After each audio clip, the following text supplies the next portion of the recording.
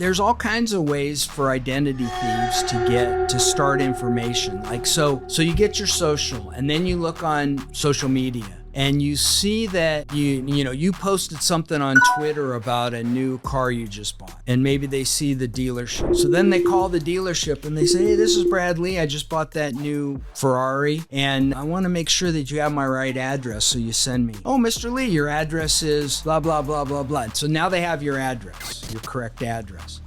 And maybe they get your phone number. Maybe they get your bank information. It's all part of the process. These guys can be very sophisticated in their ability to research us. What it is, Brad Lee back again with another episode of Dropping Bombs. Today in the studio, folks, I got a real treat for you. Michael Levin. What's happening, Michael? Happy to be here. Folks, and pull that microphone close as you can, if you will, so we can hear you like Barry White. There you go. Nice thunderous voice. Michael is a nationally known cybersecurity professional who spent over 20 years in the United States Secret Service, protecting presidents, heads of state, etc. He retired from the U.S. Department of Homeland Security as the Deputy Director of the National Cybersecurity Division. So needless to say, you know cyber affairs. Yeah, it's a whole different. Okay, so you were working for the U.S. Secret Service. Why do they call it the Secret Service? Yeah, it's kind of interesting. So the Secret Service was created right around the time Abraham Lincoln was assassinated, but it wasn't to protect the president. It was to protect the currency.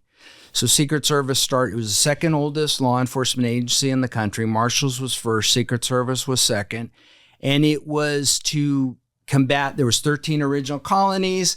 They were all printing their own money. Federal government stepped in and said, we want one legal tender. And they created the Secret Service to stamp out the counterfeiting that was going on throughout the country at the time. And at that time, the secret police were in Europe. They called it the secret police, or the secret this, or the secret that. So the U.S. government decided to just call it Secret Service, because they were basically a lot of undercover operatives that were getting into where they were printing the money to stop it. But wasn't a secret. It really has never really been a secret. So it was a branch of the Treasury Department, and they didn't start protecting the president till 3 presidents were killed. And eventually they started, Congress. Which 3? It was Lincoln, McKinley, and maybe, was it Harrison? Don't know. 3 presidents that were killed. And so I think it was after McKinley was assassinated, they said, we better start protecting these guys. But anyway, that's all in the past now. Yeah, absolutely. You were with the Secret Service, so was that fun? You walked around, you had a gun? I did. Yes. How did you decide this kind of work? So I was actually a cop first. Where at? In Mountain View, California, which is in the heart of Silicon Valley. And it's kind of gets into my cybersecurity experience. I was a cop from 1978 to 1985. And this was when Silicon Valley was just getting started. I mean, this was way before cell phones, way before computers. It was mainframes and minis. And what happened is that about 1984, when I got hired by the Secret Service in 1985 in San Jose, California, and the Secret Service got joint jurisdiction with the FBI on credit card and computer crime. And so if you were a big business, you could either call the Secret Service up or you could call the FBI up, and they would investigate it. But no one knew how to investigate these kinds of crimes because there was no college degrees. There was nobody to teach you how to do this stuff. So we were walking in the dark, figuring it out. And I was a brand new agent, and the old guy said, make him do it. So I had to learn by talking to experts. Well, we had this mainframe that got hacked through the modem. It's like, what's a modem? So we had to learn all that stuff and learn how to investigate it. So it was really an interesting process. Then I went to Secret Service headquarters and worked in the computer section for a couple years, trying to get more and more investigators figuring out how to investigate this stuff. And then I did protection in the White House for 6 years. And then I actually worked at the CIA for 2 years as the Secret Service liaison agent to the intelligence community. And I worked at Langley almost every day for 2 years. I mean, that's high level shit, don't you think? It was really an entertaining and interesting time. I was a poli-sci major in college, so being around politics and world events was always really interesting to me and fun. After I worked in the CIA for a couple years. We worked out of the director's office. The Secret Service, the CIA has a security detail around the director, and the Secret Service was always involved because the director would be going to the White House all the time and stuff like that. So I did that for a couple of years. Then I got transferred to Seattle, and I worked at Microsoft running an electronic crimes task force in the Seattle area. And I did that for 5 years. Then promoted back to Washington, D.C., and I managed the entire electronic crimes program for the Secret Service. And then I got detailed over to Homeland and did that Homeland job for a couple years. And now you've got your own firm. Now we're just trying to educate people on the risks, the cybersecurity risks that we're facing every single day for our personal accounts and for our business accounts. And one of the things that I like to tell organizations is that I believe the most dangerous thing we do every day is open up email. And if that is even remotely possible, the biggest risks that we have every day, it makes really good sense that we train our employees, that we educate each other on how to identify a phishing email. What is social engineering? What's the best? What is social engineering? Social engineering is ways that somebody will try to trick us, either over the phone, in person, or in email. And what these guys do, they're very sophisticated. There's some really good videos that we sometimes show where this lady who's trying to socially engineer a business on the phone, she goes on YouTube and she gets a video of a crying baby. And she calls this company pretending to be, a customer, and the baby's crying in the background. And she keeps telling me, oh, my baby's crying. I need your help right away. And the person, it's a cell phone company, ends up letting her change her password, change her... because of the baby and the stress. Because the baby's crying. So that's crazy. That's the social engineering piece of it. They try to figure out a way to trick you. I could give you another example. You're on social media. Congratulations on your 1 million followers on Instagram, by the way. That's a very cool accomplishment. But here's my thing is that I could get on social media and watch your bank account, watch your account on social media, and wait till you like someone's photo. So you like Mike Levin's photo. And then I would go to Gmail and get a fake Gmail account in that name. So Mike Levin 487. And I would start sending you an email. I'd say, hey, thanks for liking my photo. Check this one out. And you say, well, I just like Mike's photo. Let me take a look at this. And then you click on it. And now your computer or your phone's infected. Do phones get infected? Yeah. Because again, usually Apple's pretty good about it. Apple is better, in my opinion, than Android. Much more secure on the apps that they produce. So they really keep an eye on the apps themselves. The problem is that through text messaging scams, you can get a text message with a link or an attachment that will infect your phone. And what's crazy is you got to be almost, I would like to say, stupid to think that you're not getting those, because I've seen them. And what's crazy is one of them, I just played along with it. Why? Because I want to see what they're doing next. What's next? Right. Now, I don't realize that they can suck data off my phone with just clicking a link. Now, if they can, well, then maybe I'm being the fool here, but they can.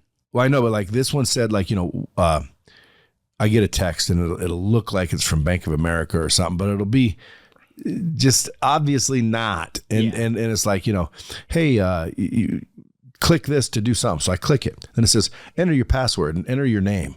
And I'm like, this is obviously a scam. So I enter Joe Blow and my password's yada, yada. And it keeps going. Because all this is collecting. Yeah.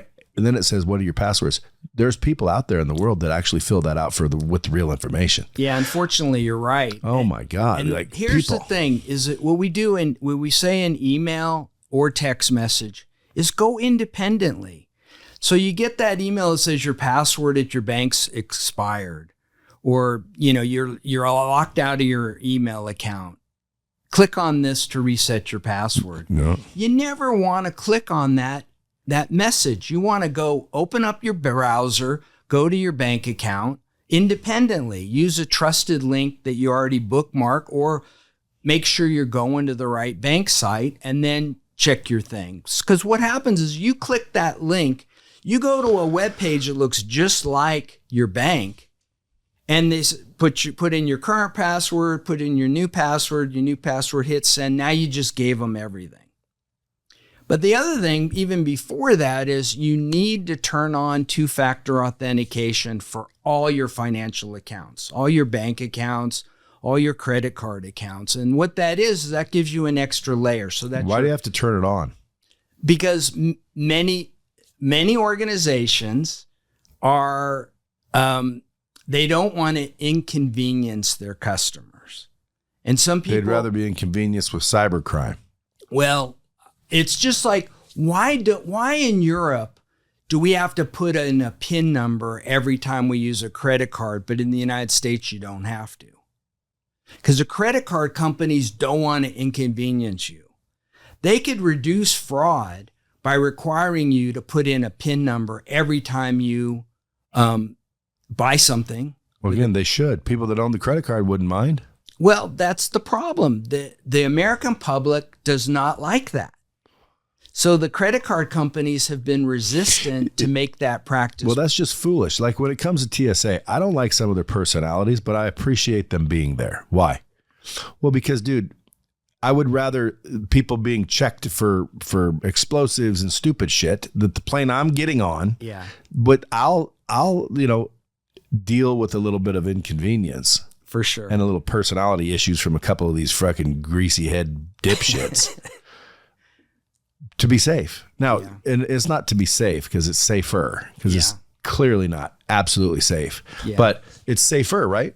I'll put up with it. A credit card guy says, hey, Brad, we're going to have you fill out a PIN number every time you use your card. Again, a little inconvenient, but so what? Yeah. Like to make sure I don't get cyber theft happening. My ID was stolen. My identity was stolen. Right. I don't know how and I don't know why. Thank God it didn't, ruin anything too much. But dude, right now I am anal when it comes to this shit. Yeah. I get emails that are phishing emails. I'm smart enough to recognize most of them. Yeah. Give me some so the people listening can understand, what those look like. Text and email. Yeah. So let me take a step back, first of all, because I want to talk about something that I call the cyber dark alleys. The cyber dark, you know where your physical dark alleys are. Ever since you were a little kid, you were told, look both ways before you cross the street. You've seen on the news robberies. So if you're walking down, based on your life experience, you're walking down the street, you're in Times Square. Very well lit, lots of people out there, the cops are walking around, you feel safe. You go down a side street, and maybe it's a little narrower, a little more dark, and you turn out, and now you're in an alley, and you see some shady characters down the alley. You get a gut feeling that your safety's in jeopardy or might be in jeopardy, and you know to turn around and get the hell out of there. But we don't have that same feeling when we're online for cybersecurity, because no one's trained us. No one's given us that life experience. There's nobody teaching us how to understand what the risks are when it comes to stuff online. And so, as I said earlier, I think it's the most dangerous thing we do every day is open up email messages. We need to train people before they're victimized. Because that's what happened to you. You got victimized and you said, oh, I better freaking pay attention. And now you're paying attention. And, you know, in my experience in the Secret Service, it's kind of interesting. You know, you have that, the armored limo, right? You're driving in a motorcade, and sometimes it's 10 minutes long motorcade. And the Beast is in the front. You've heard of the Beast. It's a big armored limo that the president rides in. And behind it is an armored follow-up, the big black Suburban with all the agents in it. And we'd be riding in that thing. And maybe it's a 10, 15-minute motorcade. And there's people in the back seat, and there's a couple of layers. And, you know, you're looking out the window, and guys start shooting the breeze. How's your kids? What's going on? How's your wife? You know, you've been fishing lately, whatever. And the boss, sometimes I was the boss, but the boss would turn around and say, hey, get your head in the game. Get your freaking head in the game. And the sooner we get people to think about that phrase, that's kind of my catchphrase, get your head in the game. Every time you open up an email message, you better get your head in the game. You better pay attention. You better know what the tools are. Where do you hover over to see if it's the real email address or if you're sending it to some other schmo that's a hacker in Russia? You need to know what the tools are. You need to have that gut feeling. So when you get that weird thing that pops up on your phone, whether it's a text message, you get that gut feeling and you know how to respond appropriately. Yeah, but aren't they constantly changing?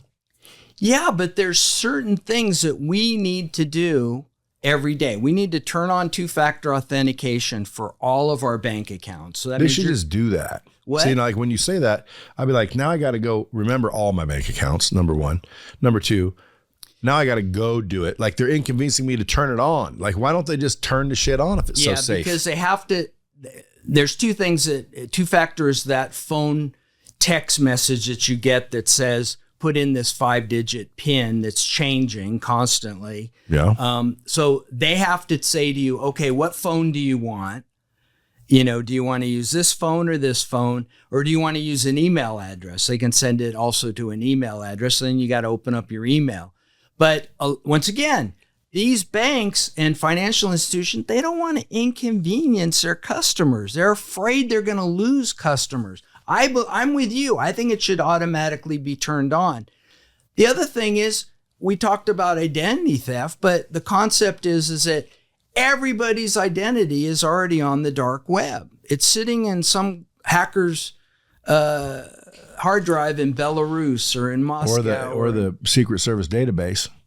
Well, probably not, because the Secret Service has to comply with all the payment card industry data security standards along with everybody else. I mean, if you've come across the Secret Service, you are a suspect, or you were, visited the president, to do that, you have to give your full name, date of birth, social security number. That does go into a government database. But it's not something that I'm aware of that anybody would ever have access to, unless it's a freedom of information request. Well, again, I mean, you've heard of Edward Snowden. Yeah, of course. Okay, so like the government's been spying on our asses. I bet you there's a database that has every single one of us in there. Yeah, well, I mean, and blood type. Some of them have been hacked too. DNA, social security, everything. I don't know about DNA, because like, how do they get your DNA? If you went and gave one of those tests, which millions have, absolutely. But unless you've done that, I'll bet you they're building a database. I'll bet you there's a database, is all I'm saying. There has to be. Yeah. Like, it's the U.S. government, dude. They're not stupid people. So, Brad, Actually, I take that back. Here's my philosophy. Some of them are. Yeah, some of them are. Here's my philosophy on all this craziness that's going on in the world. I only worry about shit I have control over. I don't worry about all this crazy bullshit that goes on in the world that I don't have control over. I'm just at a point in my life, and I wish more Americans were like that, to be honest with you, and focus on the stuff that's in front of you that's really important, and stop getting all wrapped around the axle about, this politician or that politician or this happened or that happened. It's like, dude, you have no control over that. Just focus on the stuff you can make better in your own little world. That's how I live. Well, it's a good policy. It could cause some trouble though on occasion, but I would say I adopt that myself. Because if you can't control it, guess what? What are you doing worrying about shit that you can't control? Yeah, it's like waking up at 3:00 in the morning because you saw some stupid stuff on the news about some politician and getting all pissed off about it. Which, by the way, is a choice. Like when you get mad, think about it. Yeah. Whenever you're in a bad mood, you've chosen to be. People are like, what do you mean? You've chosen to be in a bad mood. Right. It's your choice. You people have like control. I know, but people don't realize that like that's true. They're like, they want to argue that point. It's like, think about it. Who gets to decide for you what you feel? Only you can decide how you feel. Yeah. So if I come along and say, hey, shorty, or hey, baldy, or some shit that might piss you off, and now you're all pissed off. You're walking around the rest of the day, that Bradley, that son of a bitch. I can't control how you feel, right? Right. Who does? You. So if you feel pissed off and blame me because I said something stupid. Yeah. When in reality, the truth is you decided to be pissed. You decided how to react that way. So all we have to do in life, if we want to be happy, is fucking choose it. Yeah. And do what you're talking about. Stop worrying about shit you can't control. Right. You can't control it, dude. What's there to worry about? Yeah. So I agree. I gave you a bomb. I don't know if you heard it. Thank you. That means the bomb squad needs to pay attention to that one. Yeah. So, dude, after all this years in Secret Service and all this and you seem innocent, like you weren't exposed to any scandals. I wish you were, so we had some juicy shit to talk about. But then maybe a black helicopter would come out of the sky and kill us. As I indicated before, I'm not a kiss and tell kind of guy because I don't believe that serves the purpose of the government, the Secret Service. The hardworking, dedicated people that work for the Secret Service. I mean, you want to talk about dedication. I worked during a campaign year. I'd be gone 200 days out of the year in a hotel, doing advances, traveling with the president, whatever. Maybe you'd go 2 months without a day off. I mean, can you imagine that? I mean, in the world of entrepreneurship, that's normal. Well, but you're not an entrepreneur. You're getting government salary, right? But you're dedicated. You know, I became a cop I was actually 20 years old when I got hired as a cop. And I went through the police academy when I was 21. And I woke up every day trying to help people. I honestly believed that I could make a difference. And I wanted to make a difference. I think I could have done anything I wanted to be. I could have done anything, but I got exposed to law enforcement. It was a fluke. I was a bank teller. And back in the day when there'd be a line out the door for people cashing their check, a long time ago. Most people don't even remember those days, but I worked in a bank teller and it was like 10 teller windows were open at one time. That's how big deal it was. There'd be a line out the door. But I was going to college, my first year in college. I was the only guy, and I had a ton of beautiful women that worked there that were other tellers. And all the cops had their free bank account at that count because all the city employees got free bank accounts. And the cops would come to my window and say, hey, what about that one? Is she single? I became the pipeline. Was the informant to the cops to get the scoop on all the attractive tellers. And one of the cops, I was probably 19 years old, 19 years old. One of the cops said, hey, why don't you come out on a ride along one night? So I went out on a ride along. I was going to be a poli-sci major, go to law school, get my law degree.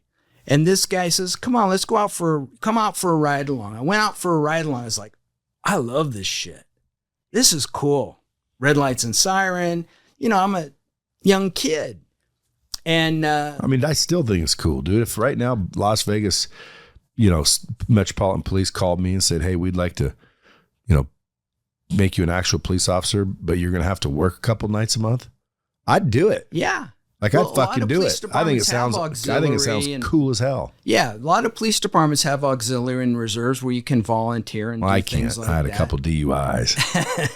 You never know. They don't want me. Yeah, you never know. But it was so fun. It was so interesting. And then I think I was making $1.62 an hour minimum. Dude, what are you, 110 years old? What are you talking about? $1.62? Yeah. Shit. How old are you?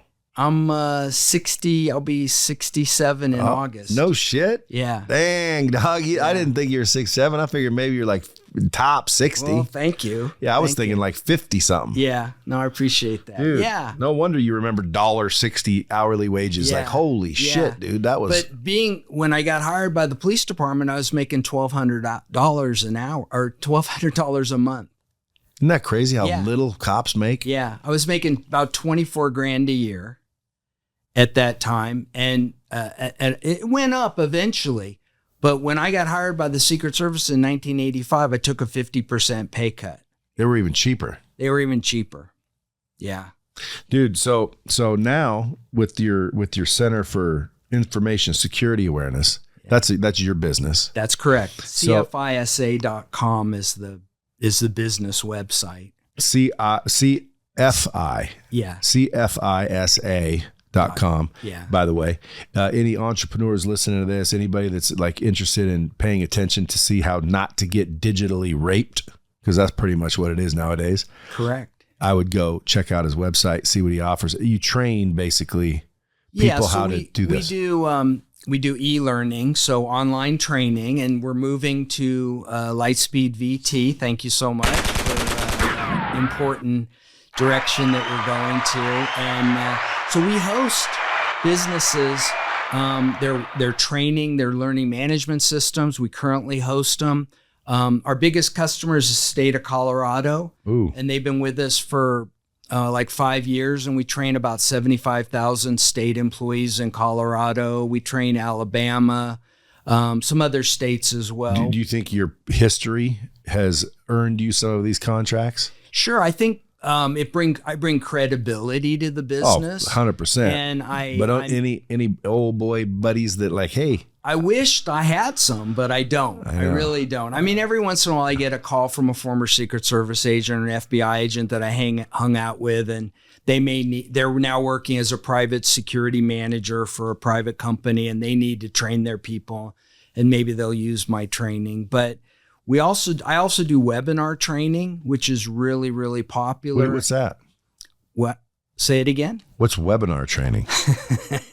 Webinar training is where everybody jumps on a Zoom call. Oh, yeah. Yeah. And I thought you meant you do training for webinars. Like if you put on webinars, you better know this stuff. No. Yeah. No. You deliver your training through webinars. Correct. Virtual, online, on demand, in person, and webinars. Yeah. Correct. Yeah. And so the idea is that for a lot of organizations, they have to take this kind of training for compliance.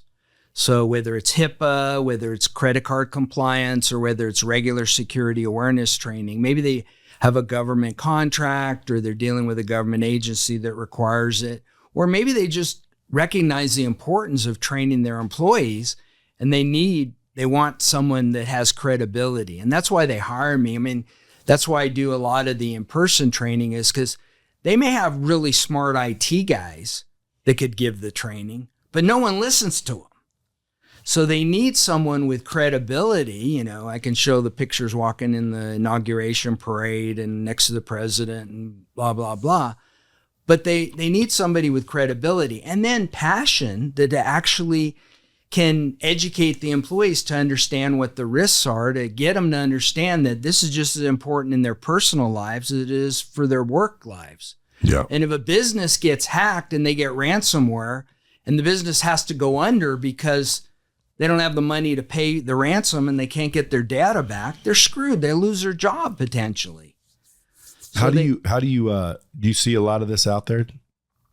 Yeah, a ton. Yeah. Yeah. And a lot of times they call me up and they say, hey, we just had an audit and they said we need security awareness training. We had an incident where we had ransomware, and I want my employees to know what to look for.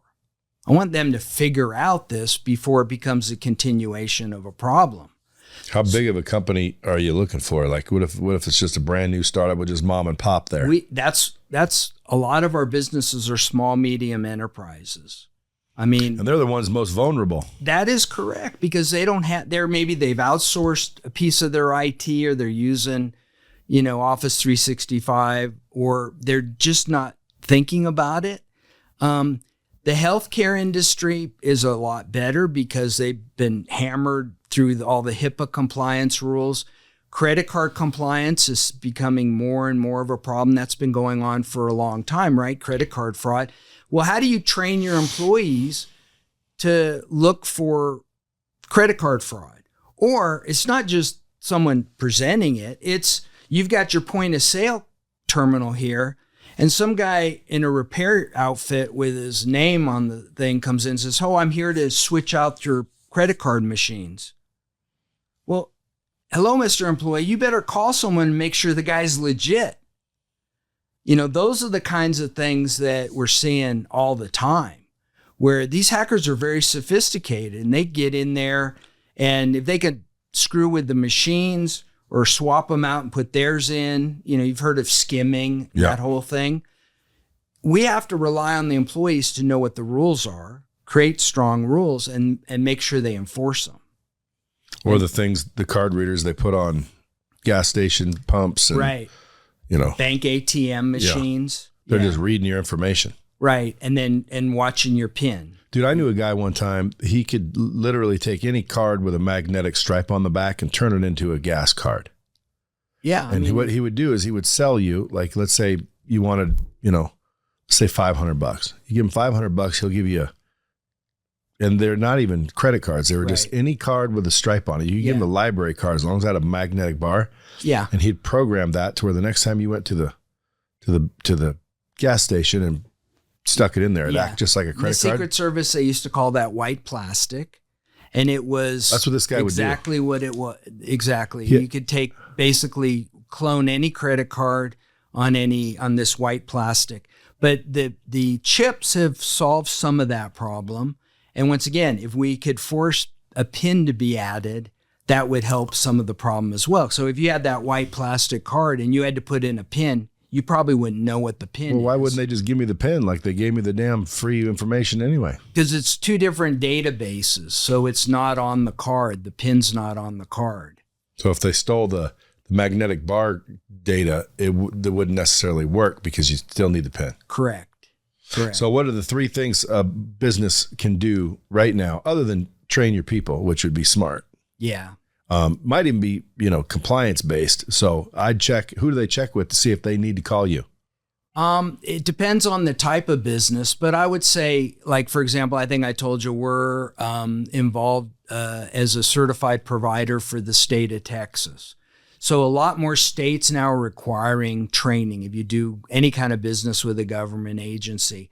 But here's the thing is that if you have a situation where your employees don't have a clue about cybersecurity, your business is at risk. And the sooner you recognize that, the better off you are.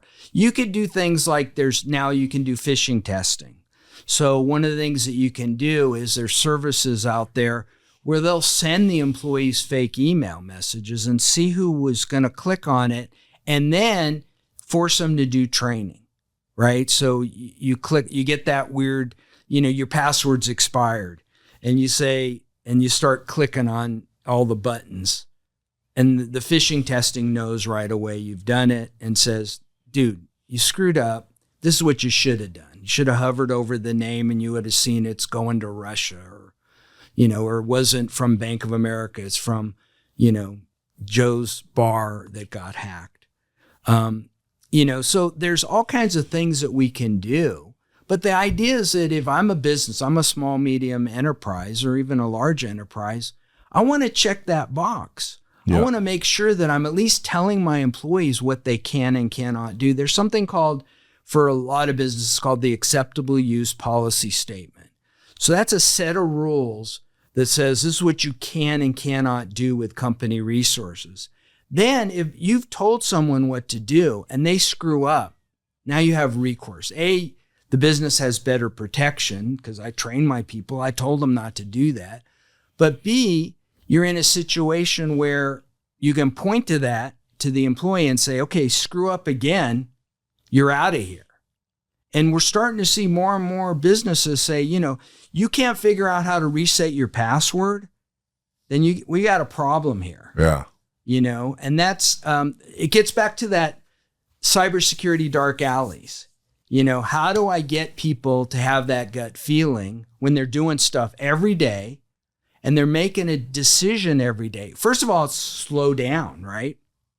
We have created muscle memory already when it comes to opening up emails. You have to slow down. You get the same garbage emails every day. So if you don't care about half of them, mark them as read or delete them. You don't need to open them up. If I could just get you to reduce 50% of the emails you open up, I just reduced your risk. Yeah, well, that's probably why I'm a bit safer, I think, because number one, you go down your list of emails, you can see which ones are likely spam. Right. I don't even open those. I literally delete them. But I could be wrong and miss an email, but I'd rather be safe. Yeah, but so many people get in there and they open up all these crap emails. You won the lottery. The Nigerian prince wants to send you $10 million.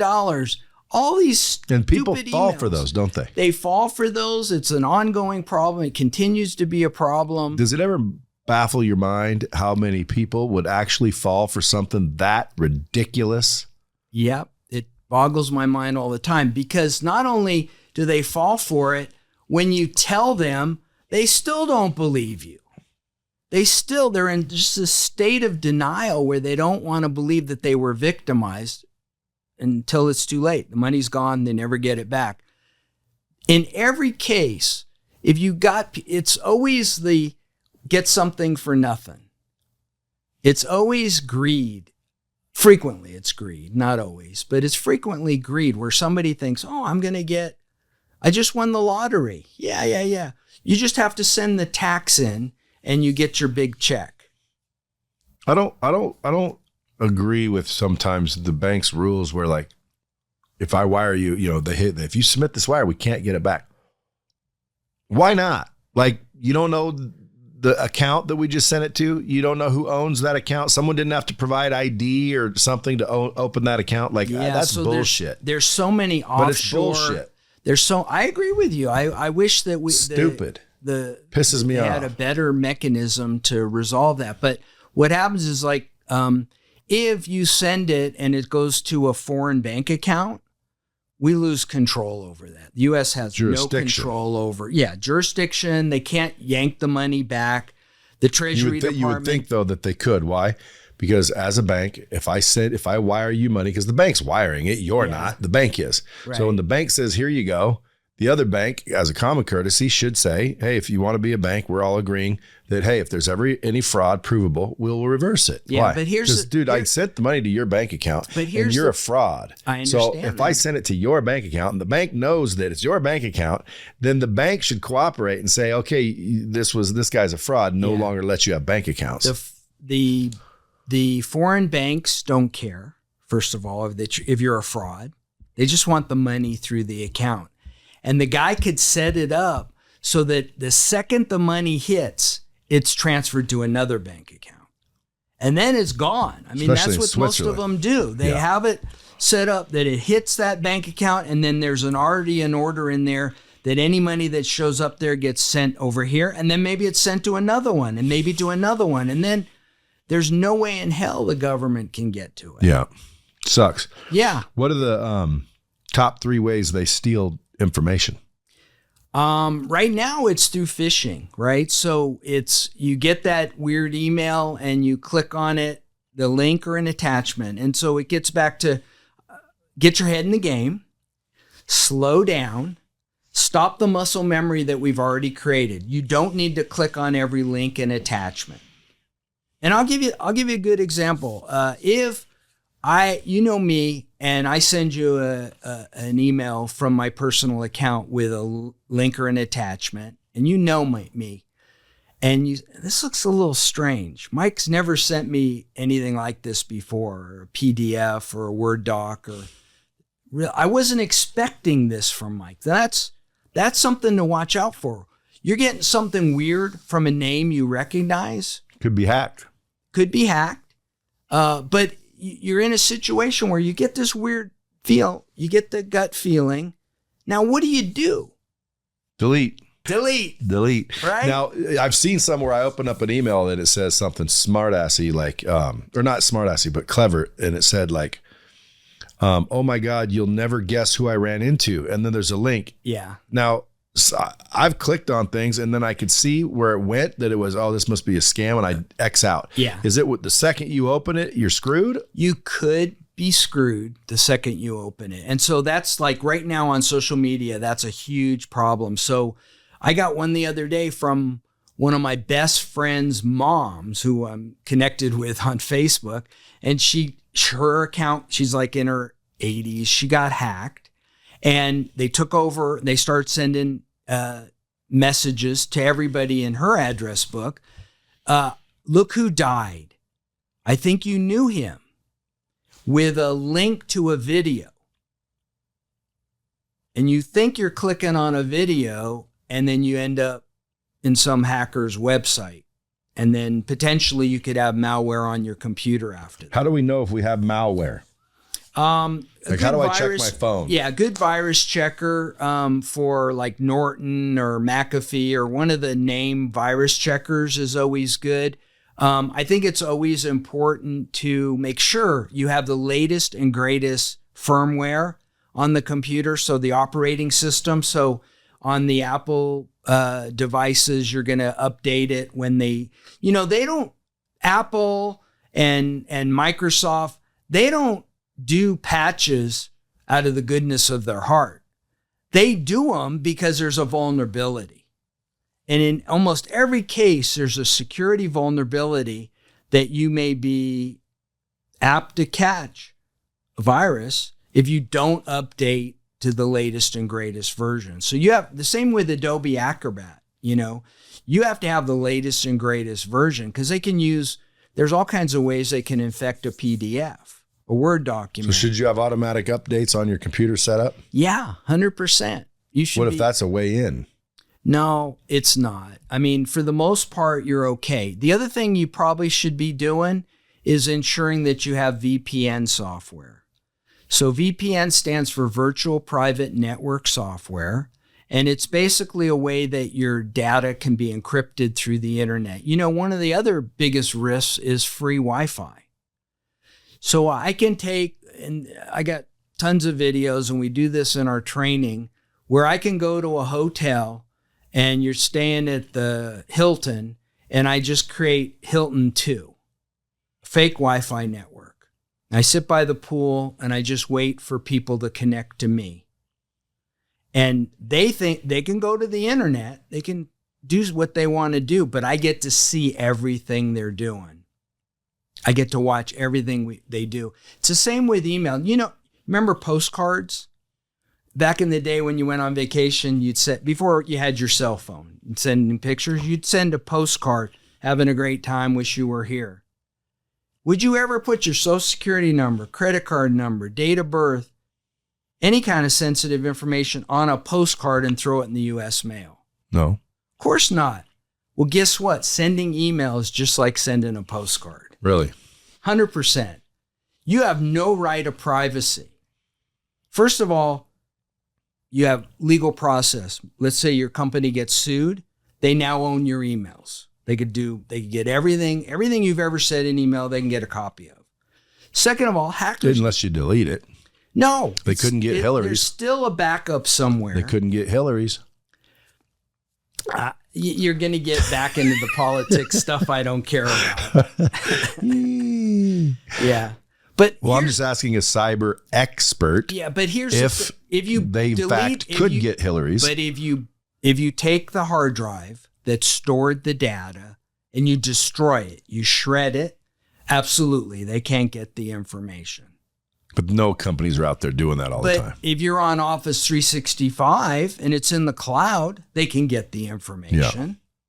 Yeah. It's different. It's two different things. But if you put something on a hard drive and it's sitting in a basement somewhere and you decide, I'm going to destroy it, I'm going to send it off to a shredding company and they're going to shred that hard drive, that data is gone. You have no control over that. It's kind of like apples and oranges. Yeah. But I always like just throwing out the curveballs. I like that. That's all right. You can keep me on my toes. So tell the bomb squad what is the absolute top thing to look out for. In every case, the riskiest thing is from a name you recognize, a name or a business you recognize that you were not expecting. And that gets into this, give them a call, or text them, verify that they really sent it to you before you click on the link or the attachment. And the thing is that you have to stop that muscle memory for clicking on every link or attachment. In every case, go independently instead of clicking on the link. Call the person before you open the attachment. This is the state of our world right now. Have you ever been burned? No, I'm pretty good. I think I'm pretty good. I mean, sometimes Have you ever attempted to be burned? Attempted? Like people, like you see the things we're talking about? Because I get these emails, I get these phishing scams. Right. Do you? Everybody does, of course. So you get them. You're just aware of them. Everybody gets them every day. You get them on your personal accounts and on your business account. What about robocalls? Are there any way to jack data from robocalls? Like when I always look at my phone and it's an unknown caller, I rarely answer an unknown call. Right. And I don't care if they mask it to my local address, because some of these call centers that we can utilize, they're like, well, what we do is we use a masking number so it looks like an area code in their town. Yeah. Even though they're not. Right. Like, why would you do that? Well, people pick up more when they see their own area code. Right. Well, you can spoof any phone number. There's software where I could get your number and I could put it on my phone so that when I call the airline, it says, they'll answer the phone. Hello, Mr. Lee. How can we help you? I have a flight and I'm in first class, but I don't want to be in first class anymore. I want to be in the back row in a center seat. Oh, of course, Mr. Lee, we'll switch you. That shit like that actually happens. Yeah. I mean, that's how, because this gets into the social engineering piece. Is how can you be socially engineered, or how can a business be socially engineered? If you're relying on caller ID and you know Brad Lee and he's a customer and all your information about Brad Lee pops up when that phone number calls, I can spoof that. And now they think it's me. And all I have to do is, there's all kinds of voice changers. I could pretend to be a woman. You could pretend to be a man, an old man, a young man, whatever you want. You can, now that it's sophisticated enough that you could get scammed that way. So it's really important that in every case, before you do anything or give, like I'll deal periodically with senior citizens, right? So they're the huge targets because, the hackers know A, they got money, B, they're going to be slow to respond or identify that there's a problem. So if I can go to a senior citizen, I get them to give me information. Like I tell every senior citizen, if you ever get a call and you're starting to give someone your social security number on the phone, you got a problem. You should never be reciting your social security number to someone that called you. What about a bank account?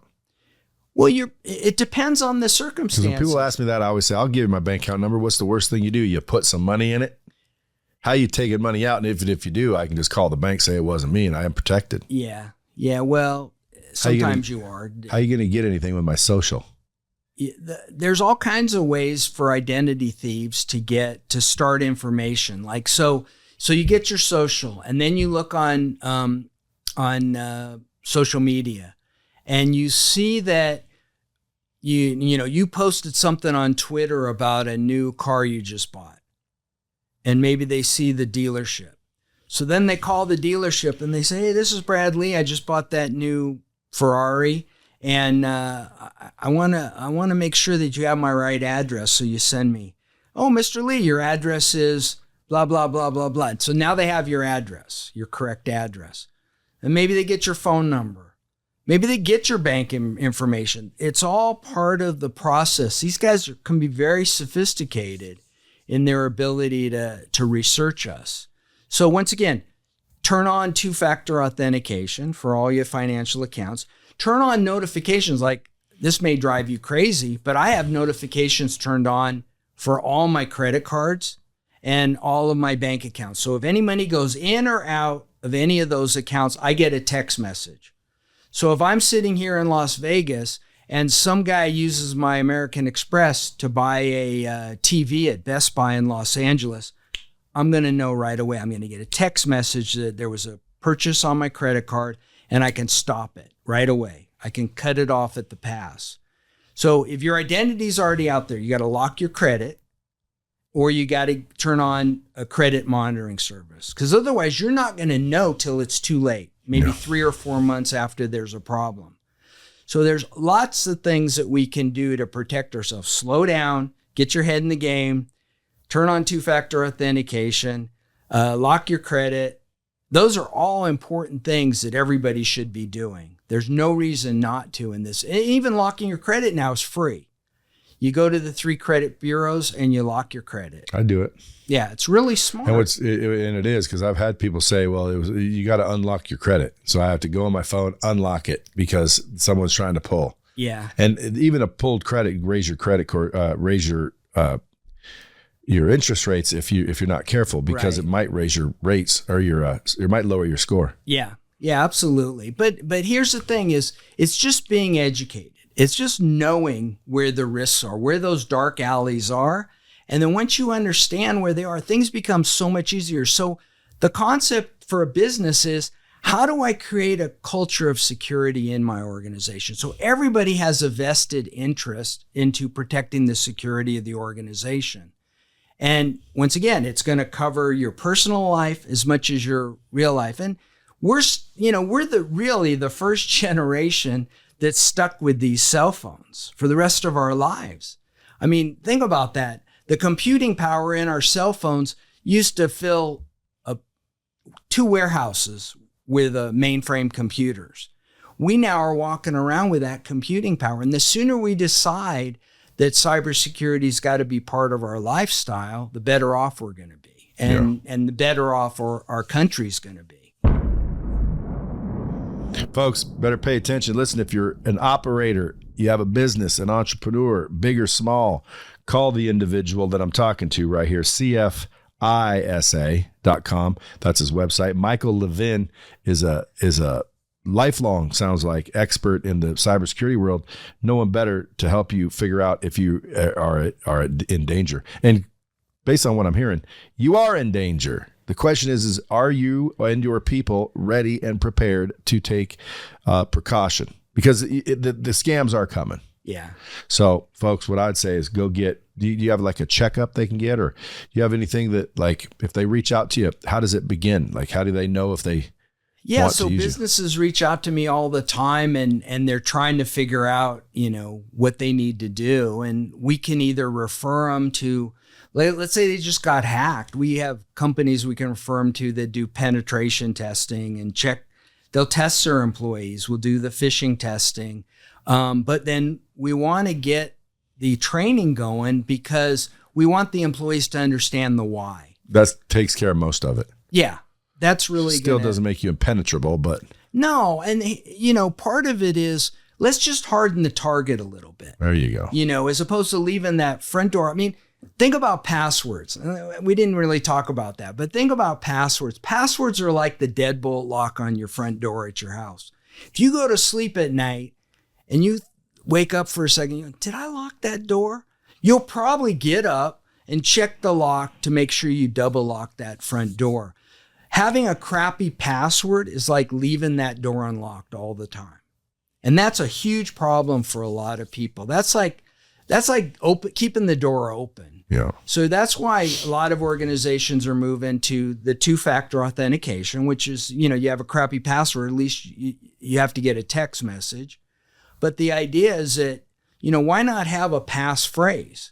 I love my kids 487 or whatever you want. A longer password is so much better than a short one.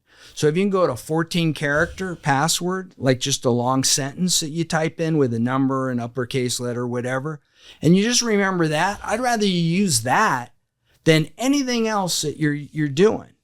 Is keep the words out of the dictionary. So you're using words that are in a dictionary. You just need to replace an O with a 0 or an I with a 1. change the words up so that they're not words in a dictionary. They have a number in the middle. And just that in itself starts to lock the door and starts to reduce the risk. So any business that wants to move forward, they've got to just start to reduce the risk and say, we did this. We trained our employees. We educated them. And now they made the decision to click on that link. And so now we're going to do some remedial training or whatever they decide is the next process, or they're firing the guy. Folks, CFISA.com. And you can also follow this dude on social media at MD Levin, Levin, MD Levin. And it looks like you're a doctor with that, MD. Yeah. Dr. Levin. So my mom would tell you that she named me MD Levin because she wanted to see the thing MD Levin, MD. She didn't get that. Sorry. You almost. No, you were going to be a doctor of law. Law, yeah. Folks, I appreciate you coming in, by the way. My pleasure. Folks, I enjoyed it. As always, keep your shit safe, be aware, get your head in the game, and keep it real. You are very aware of your appearance, your swagger, your style, your look. You're very aware of it. Why? Well, because you focus on it every day. You're asking yourself every damn day, shit, is this as good as I can look? Because if it's not as good as I can look, what are you doing, bro? Now, some people might say, well, I can't afford the clothes I'd need to look as good as I think I can look. Okay, well, that's the reason you don't have the money to buy the clothes, because you ain't wearing them.